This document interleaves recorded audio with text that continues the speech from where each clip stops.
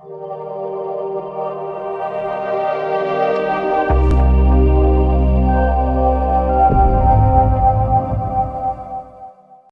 To discover Rajasthan. हमारा topic चल रहा था अपकिरण के माप। आज हम पढ़ेंगे इस टॉपिक में अंतर चतुर्थक विस्तार IQR। अब देखते हैं हम IQR क्या होता है। तो ये उच्च चतुर्थक माइनस निम्न चतुर्थक, इसका फॉर्मूला है Q3 माइनस Q1। जैसे कि हम रेंज निकालते थे तो रेंज में भी क्या होता था, highest value minus lowest value. वैसे ही इसकी हाईएस्ट वैल्यू क्या है, Q3 है इसकी हाईएस्ट वैल्यू, और मिनिमम क्या है Q। अब देखते हैं इसके गुण क्या होते हैं कि इसकी गणना आसानी से हो जाती है और यह भी विस्तार की तरह सभी पद मूल्यों पर आधारित नहीं होता। IQR रेंज से श्रेष्ठ है क्योंकि रेंज दो पद मूल्यों पर आधारित है। अब रेंज में क्या है, हम देखते हैं हाईएस्ट वैल्यू और लोएस्ट वैल्यू, जबकि IQR में क्या है 50% पद मूल्यों पर यह आधारित होती है। इसके बाद हम देखते हैं रेंज चरम मूल्य या सीमांत मूल्यों में परिवर्तन से प्रभावित होता है, जबकि IQR प्रभावित नहीं होता, क्योंकि IQR क्या करता है 50% पद मूल्यों पर आधारित होता है। कैसे, हम देखते हैं इसे नेक्स्ट ग्राफ से। ये हमारे पास कोई श्रेणी है, इसका 25% हिस्सा क्या होगा, Q1 कहलाएगा। 50% हिस्सा क्या होगा, Q2 जो कि माध्यिका के बराबर होता है, और 75% हिस्सा होता है इसका Q3। तो निम्न चतुर्थक क्या हो गया हमारे पास में Q1, मध्यम चतुर्थक हो गया Q2 जो कि माध्यिका के बराबर है, और उच्च चतुर्थक क्या हो गया हमारे पास में Q3। इसे में मार्क्स हमें दिए हुए हैं 10, 30, 40, 15, 25, 35 और 65। हमें सबसे पहले क्या करना है, इसे आरोही या अवरोही क्रम में इसे रखना है। तो हमने कैसे रखा, आरोही क्रम में इसे रखा है 10, 15, 25, 30, 35, 40 और 65। अब हमें क्या निकालना है, Q1, Q2 और Q3 की वैल्यू निकालनी है। इसका फॉर्मूला सबसे सिंपल फॉर्मूला है। हमें क्या करना है, यहाँ पर हमें दिया हुआ है 1, 2, 3, तो हमें यहाँ वैल्यू रखनी है 1, 2 और 3। ये आ गया n+1/4, n+1/4 और n+1/4। ये हो गया इसका फॉर्मूला। यहाँ से ये 2 कट जाएगा तो क्या आ गया, n+1/2 जो कि माध्यिका के बराबर होगा। अब हम Q1 में वैल्यू रखेंगे। Q1 में वैल्यू रखा हमने n+1/4। n कितना है हमारे पास में, तो n की वैल्यू है हमारे पास में 7। हमने यहाँ वैल्यू रखी, ये हो गया 7 + 1/4। तो यहाँ से आ गया हमारा सेकंड पद। तो सेकंड पद 15। ये आ गई हमारे पास Q1 की वैल्यू। अब हमें निकालना है Q2। तो Q2 क्या है, n+1/2। ये हो गया हमारे पास में फोर्थ पद, तो ये आ गया हमारे पास में 30 Q2 जो कि माध्यिका के बराबर है। नेक्स्ट हम देखते हैं Q3 कैसे निकालना है, 3n+1/4। तो यहां से आ गया हमारे पास में सिक्स्थ पद, ये आ गया हमारे पास में सिक्स्थ पद। तो 6 क्या है, 40। ये आ गई हमारे पास में Q3 की वैल्यू। अब हम जानते हैं IQR का फॉर्मूला क्या है, Q3 माइनस Q1। तो Q3 की वैल्यू कितनी है 40, माइनस Q1 की वैल्यू कितनी है 15। तो यहाँ से आ जाएगा 25। और एक चीज और हमें ध्यान रखनी है कि इसका जो माप आएगा वो क्या आएगा, निरपेक्ष माप। यहाँ से हमें प्राप्त होगा निरपेक्ष माप। इसके कुछ और एग्जाम्पल हम देखते हैं। अभी हमने यहां से निकाला, अगर हम यहां से कोफिशिएंट ऑफ IQR निकालेंगे, अगर हम यहां से निकालते हैं कोफिशिएंट ऑफ IQR गुणांक निकालेंगे तो इसका फॉर्मूला हो जाएगा हमारे पास में Q3 minus Q1 upon Q3 plus Q1। ये हम रेंज की तरह देखते हैं। रेंज में क्या फॉर्मूला था, H माइनस L। अगर हम रेंज कोफिशिएंट ऑफ रेंज देखते हैं तो वहां था हमारे पास में H minus L upon H plus L। वैसे यहाँ पर क्या हो जाएगा, Q3 minus Q1 upon Q3 plus Q1। यहाँ हम वैल्यू पुट कर देंगे। Q3 हमारे पास था 40 और Q1 था हमारे पास में 15। तो यहाँ से हम वैल्यू रखेंगे इसमें 40 माइनस 50 अपॉन 15 अपॉन 15। ये आ गया हमारे पास में 25 अपॉन 55। तो ये क्या आ गया, कोफिशिएंट ऑफ IQR। और ये क्या आएगा यहाँ पर, सापेक्ष मान। इसे हम एक और एग्जांपल से देखते हैं। जैसे कि हमारे पास कोई सीरीज है, हमें रैंक दी हुई है 10, 40, 30, 20, 15, 25, 50 और 60। तो हमें क्या करना है, सबसे पहले इसे आरोही क्रम में हम व्यवस्थित करेंगे। 10, 15, 20, 25, 30, 40, 50 और 60। अब हमें पता है Q1 का फॉर्मूला क्या है, n+1/4वां पद। Q2 का फॉर्मूला हमारे पास में क्या है, n+1 और Q3 का हमारे पास फॉर्मूला क्या है, 3n+1/4। ये हमारे पास तीनों फॉर्मूले आ चुके हैं। अब हम यहां से वैल्यूज निकालेंगे। सबसे पहले हम निकालेंगे Q1 की वैल्यू। तो Q1 बराबर n कितना है, n है हमारे पास में 8। तो यहां से आ गया हमारे पास में 8 + 1/4। तो ये वैल्यू आ गई हमारे पास में 2.25 के समथिंग, 2.25वां पद। अब ऐसे टाइप के क्वेश्चंस में हमें क्या करना है, सबसे पहले देखेंगे हम सेकंड पद कौन सा है, 2.25 है। तो सेकंड पद कौन सा है हमारा, 15। तो यहां से हम देखेंगे ये आ गया, ये आ गया हमारे पास में 15 प्लस, अब हमें दिया हुआ है 0.25। तो इसके बाद हमें 0.25वां पद देखना है। बाद हम लिखेंगे 15 के बाद क्या है, 20 है। तो 20 - 15, इन दोनों का जो डिफरेंस है उसका कितना निकालना है हमें, 0.25। तो इन दोनों का डिफरेंस कितना है, 5। तो 5 का हमें क्या निकालना है, 0.25 भाग। तो इसका हम निकालेंगे 0.25।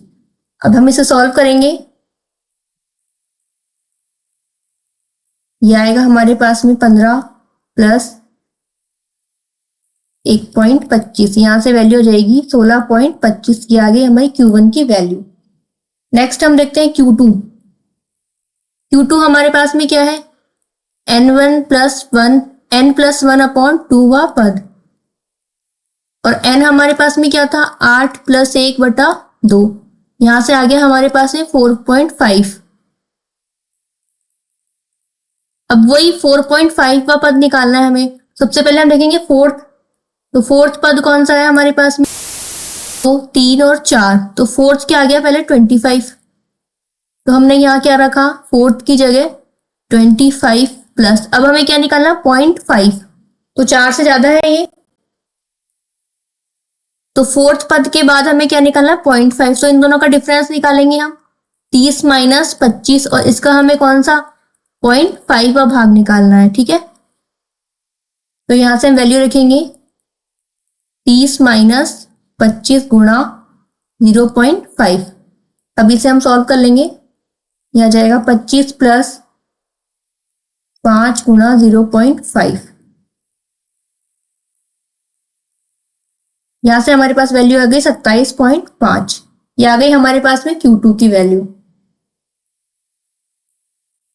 अब हमें क्या निकालना है, Q3 की वैल्यू निकालनी है। Q3 बराबर क्या होगा, Q3 का फॉर्मूला था 3n+1/4। तो 3n कितना है यहाँ पर, 8। तो ये हो गया 9/4। यहां से हमें निकालना है 6.75वां पद। अब वही हमें 6 पद देखना है। पहले 6 कौन सा है, 10, 15, 20, 25, 30 और 40। तो 6 पद कौन सा हो गया हमारे पास में, 40। हमने यहाँ वैल्यू रख दी 40 प्लस, हमें निकालना 0.75 का पद। अब 0.75 निकालेंगे हम, 40 और 50 का डिफरेंस देखते हैं। 50 - 40 का 0.75 का पद हमें निकालना है। तो ये आ गया 50 - 40 का 0.75 का। अब इसे हम आगे सॉल्व कर लेंगे। ये आ जाएगा हमारे पास में Q3 40 प्लस, ये आ गया यहाँ से 7.5। तो Q3 की वैल्यू हमारे पास में आ गई 7। अब देखते हैं हम,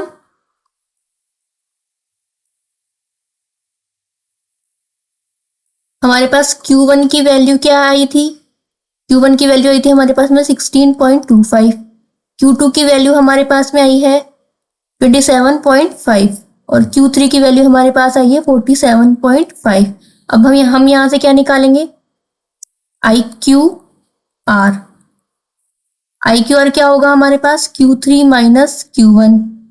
Q3 कितना है 47.5 माइनस 16.25। इसे हम सॉल्व कर लेंगे आगे। ये हो गया हमारे पास में 5 टू 31.25। इसके बाद हम निकालेंगे कोफिशिएंट ऑफ IQR। ये क्या आ गया हमारे पास में, निरपेक्ष माप।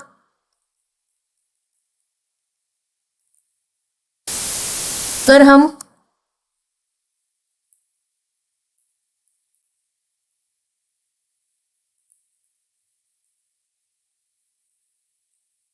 कोफिशिएंट ऑफ IQR निकालेंगे तो क्या था value, Q3 minus Q1 upon Q3 plus Q1। तो यहां से हम वैल्यू रख देंगे Q3 और Q1 की।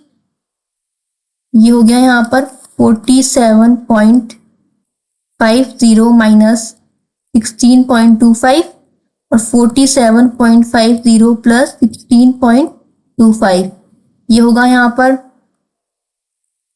1.25 और नीचे यहाँ पर वैल्यू आ जाएगी इसकी 63.75। तो ये आ गया हमारे पास में कोफिशिएंट ऑफ IQR। और ये क्या होगा यहाँ पर, सापेक्ष मान।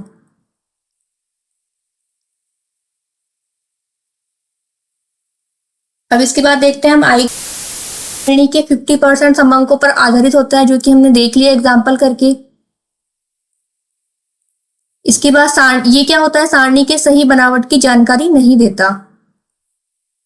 अगला, इसके बाद नेक्स्ट है हमारे पास में शतमक विस्तार। तो शतमक विस्तार क्या होता है, इसमें हम श्रेणी के 80% समांकों पर यह आधारित होता है। 50% समांकों पर आधारित क्या होता है हमारे पास में, IQR। और 80% समांकों पर आधारित होता है शतमक विस्तार। श्रेणी के सही बनावट की जानकारी नहीं देता। इसके अलावा बीजीय विवेचन संभव नहीं है इसका, और चरम मूल्यों से प्रभावित नहीं होता। और IQR से श्रेष्ठ PR है। तो रेंज से श्रेष्ठ क्या हो गया हमारे पास में, IQR। और IQR से श्रेष्ठ क्या है हमारे पास में, PR। PR का फॉर्मूला होता है P90 10। अब देखते हैं P90 और P10 ये कैसे निकाल सकते हैं हम। शतमक विस्तार का यूज कहाँ होगा, इसका यूज भी क्या, शिक्षा और मनोविज्ञान में। इसका फॉर्मूला क्या है PR का, P90 माइनस P10। और इसका कॉफिशिएंट क्या है, इसका P90 minus P10 upon P90 plus P10। अब देखते हैं हम P90 को क्या लिख सकते हैं। तो P90 किसके बराबर है, D9 के। और P10 किसके बराबर है, D1 के। देखिए D1 बराबर है P10 के, D1 बराबर P10। इसके अलावा D2 बराबर कितना हो गया, P20 हो गया। D3 बराबर हो गया P30। ऐसे ही D9 किसके बराबर हो जाएगा, P90 के। तो PR का फॉर्मूला क्या था हमारे पास में, P90 माइनस P10। लिख सकते हैं हम D9, ये हो गया D9 माइनस D1। इसके बाद हम देखते हैं जो QD है, चतुर्थक विचलन है, वो कैसे निकाल सकते हैं हम, हाफ ऑफ IQR। इसका फॉर्मूला होता है QD का, चतुर्थक विचलन का हाफ ऑफ IQR। और IQR क्या है हमारे पास में,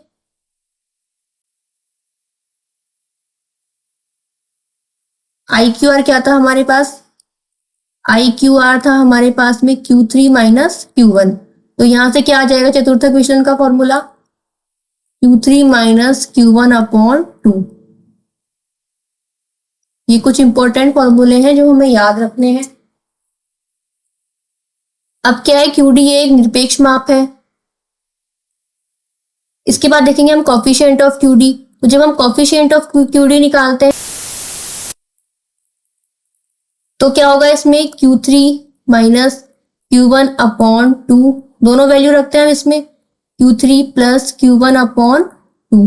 तो यहां से इसकी वैल्यू कितनी आ जाएगी, Q3 minus Q1 upon Q3 plus Q1 और कॉफिशिएंट निकाल रहे हैं हम, तो क्या आएगा इसका मान? सापेक्ष मान।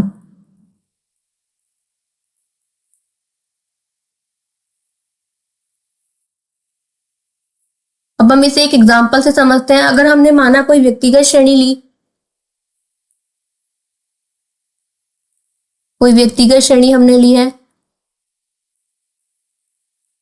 रैंक हमने ली है 10,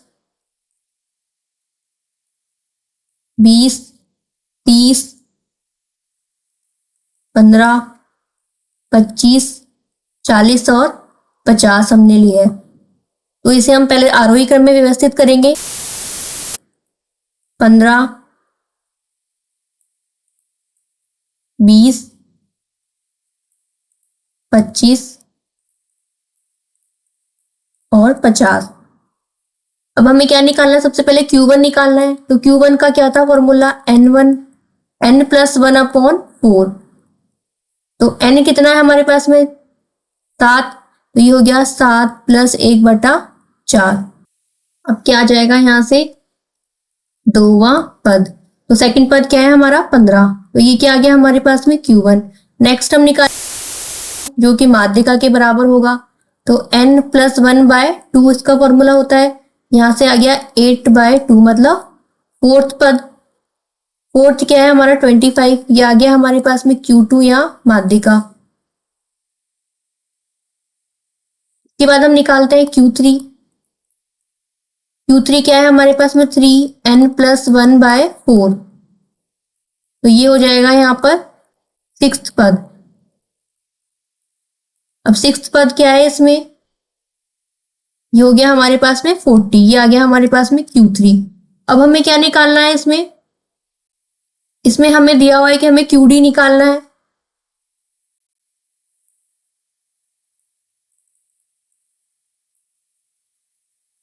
तो QD का फॉर्मूला क्या होता है हमारे पास? Q3 minus Q1/2। Q3 की वैल्यू हमारे पास कितनी आई है? 40 माइनस Q1 की वैल्यू हमारे पास 15/2। तो यहां से आ जाएगा ये 12.5। और ये क्या आएगा? QD निरपेक्ष माप। अब इसके बाद हम निकालते हैं coefficient of QD। Coefficient of QD का फॉर्मूला होता है Q3 minus Q1/Q3 plus Q1। यहां से वैल्यू रखेंगे 40 माइनस 15 और 40 प्लस 15। तो यहां से आ जाएगा हमारे पास में 25/55। तो ये क्या आ गया हमारे पास में? Coefficient of QD। और इसका मान क्या होगा? सापेक्ष मान।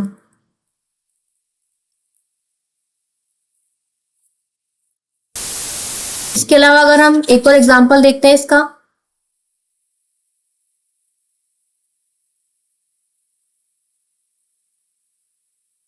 अगर हम खंडित श्रेणी में ये एग्जांपल देखते हैं। माना हमने कोई श्रेणी है, रैंक हमने ली है और नंबर ऑफ स्टूडेंट हमने लिए हैं। रैंक है हमारे पास में 5, 10, 15, 20, 25, 30, 35 और 40। और नंबर ऑफ स्टूडेंट हमने लिए हैं 2, 3, 4, 1, 6, 4, 3 और 4।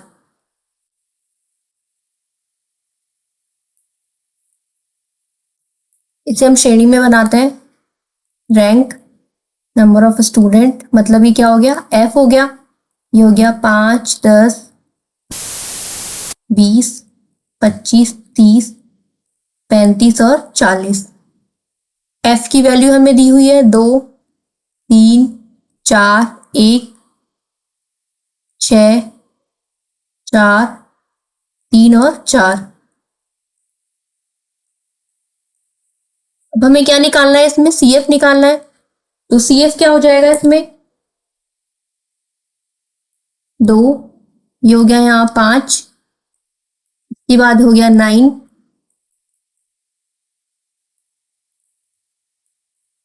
16, 20, 23 और 27। अब हम देखते हैं Q1 का फॉर्मूला क्या है हमारे पास में, n+1/4। तो n की वैल्यू कितनी आ गई, अब यहाँ पर 27 आ गई n की वैल्यू। तो यहाँ से हम रखेंगे 27 + 1/4, यहाँ पर 7वां पद। 7th पद कौन सा है हमारे पास में, 7th देखेंगे हम तो 7th क्या है, 5 के बाद आएगा और 9 से पहले आएगा। तो ये हो गया हमारे पास में 9। 9 के जस्ट सामने क्या है 15, तो Q1 की वैल्यू कितनी आ गई 15। तो Q1 की वैल्यू आ गई हमारे पास में 15। नेक्स्ट हम देखते हैं Q2। Q2 क्या है हमारे पास, Q3। Q3 देखते हैं हम, Q3 क्या है 3n+1/4। यहां से हम रखेंगे n की वैल्यू, ये हो गया हमारे पास में 21वां पद। अब 21वां पद हम देखते हैं तो CF में 21वां पद कहाँ आ जाएगा, 20 के बाद ये 23 वाली सीरीज में, यहाँ आ गया हमारे पास में 21वां पद। तो ये आएगा हमारे पास में 35। तो 35 क्या आ गया हमारे पास में, आ गई हमारे पास में Q3 की वैल्यू।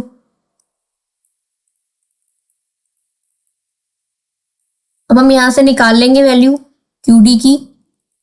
QD बराबर क्या है, QD बराबर है Q3 माइनस Q1/2। तो यहां से आ जाएगा 35 माइनस 15/2, ये हो गया 20/2। इससे यहां से वैल्यू आ गई हमारे पास 10। अब हम कॉफिशिएंट ऑफ QD निकालते हैं। तो कॉफिशिएंट ऑफ QD क्या होगा, Q3 minus Q1/Q3 plus Q1। ये आ गया हमारे पास में 35 माइनस 15/35 प्लस 15। तो यहाँ से कितनी वैल्यू आ जाएगी इसकी 20/15, ये आ गया 2/5। अब QD का मान क्या आएगा, निरपेक्ष मान, निरपेक्ष माप। कोएफिशिएंट ऑफ QD का माप आएगा सापेक्ष माप। अगर इसे हम एक अखंडित श्रेणी में देखते हैं, अब हम खंडित श्रेणी में कैसे निकालते हैं Q1। Q1 बराबर होगा n/4, ये हमें ध्यान रखना है यहाँ पर, n/4वां पद। तो Q1 क्या आ जाएगा यहाँ पर, n क्या है हमारे पास में 24, 24/4, ये आ गया हमारे पास में 6वां पद। 6वां देखेंगे हम यहाँ,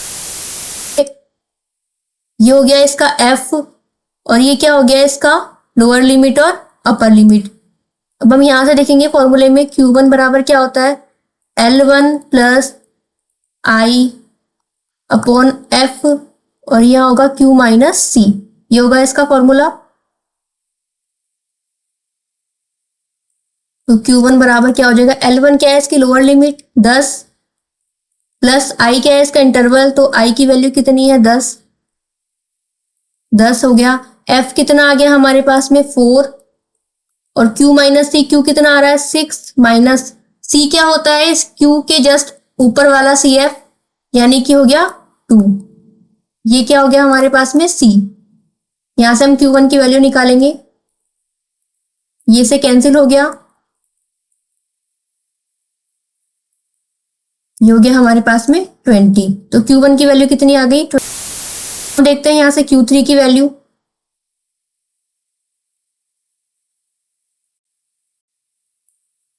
तो Q3 निकालेंगे पहले हम स्मॉल Q3, ये हो गया 3n/4वां पद,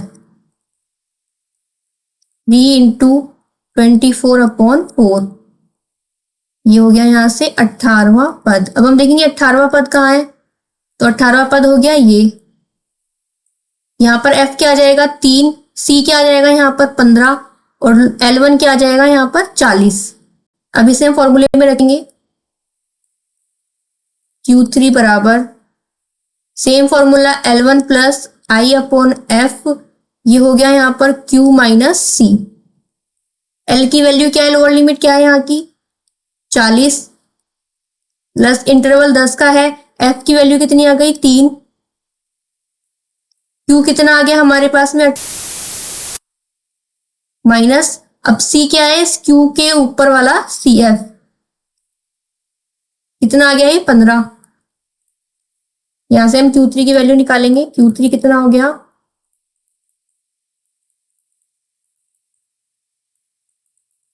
ये हो गया हमारे पास में 50। अब हम देखते हैं हमारे पास Q1 की वैल्यू आई थी 20 और Q3 की वैल्यू हमारे पास आई है 50। अब हम यहां से QD निकालेंगे,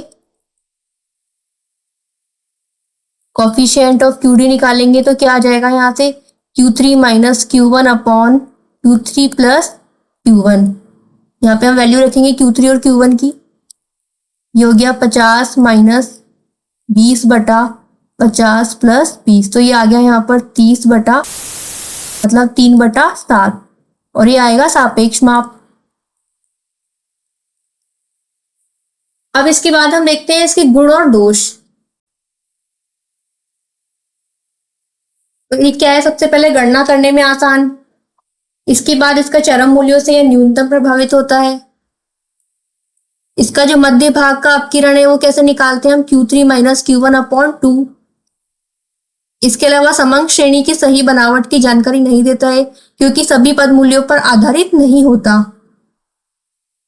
इसके अलावा निर्देशन परिवर्तनों से कम प्रभावित होता है और बीजीय विवेचन इसका संभव नहीं है। इसके बाद हम देखते हैं तीनों श्रेणियों में किस प्रकार से निकाला जाता है। ये होगी व्यक्तिगत श्रेणी, यहाँ आएगी हमारी खंडित श्रेणी और ये होगी हमारी अखंडित श्रेणी। व्यक्तिगत श्रेणी और खंडित श्रेणी में कैसे निकालते हैं हम, Q1 बराबर होता है n+1/4वां पद और Q3 होगा 3n+1/4वां पद।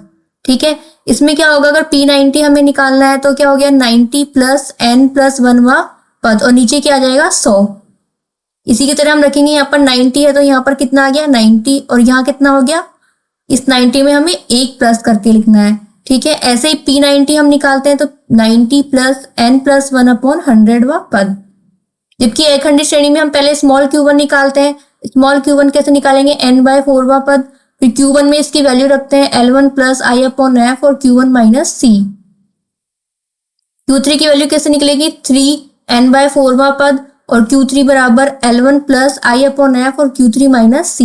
ऐसे ही यहाँ पर P90 की वैल्यू कितनी आ जाएगी, अगर यहाँ पर Q3 की वैल्यू कितनी है 3n/4वां पद है तो P90 की वैल्यू क्या आ जाएगी, स्मॉल P90 की ये वैल्यू यहाँ आएगी 90 n अपॉन, यहाँ पर हम 1 बढ़ाकर लिखेंगे आ जाएगा 100 और कैपिटल P90 निकालेंगे जब हम तो इसकी वैल्यू वही L + I/f P90 minus C।